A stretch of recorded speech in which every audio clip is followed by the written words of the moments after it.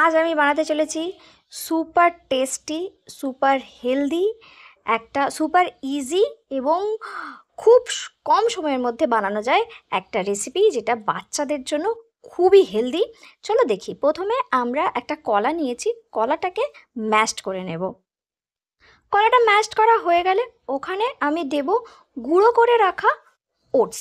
এটা আমি আগে ড্রাই রোস্ট করে মিক্সিতে গুঁড়ো করে রেখেছিলাম। যদি ওটস গুঁড়ো করে না দেওয়া থাকে তাহলে মিক্সিতে কলা আর ওটস একসঙ্গেই গুঁড়ো করে নেওয়া যাবে। এবার এখানে দিয়ে দিলাম একটা ডিম। এটা যদি বেশি বানানো হয় তাহলে ওটসের পরিমাণও বেশি দিতে হবে, ডিমের পরিমাণও বেশি, কলার পরিমাণও বেশি দিতে হবে। এবার ভালো করে এটাকে আমি মাখিয়ে নিলাম। এটা ভালো করে ফাটানো হয়ে গেলে এতে দিলাম একটুখানি বাটার। দেখো, আমি দিয়ে দিলাম একটুখানি বাটার। এবার আবার এটা ভালো করে মিক্সড করে নিয়ে এখানে একটুখানি দিয়েছি গোলমরিচের পাউডার।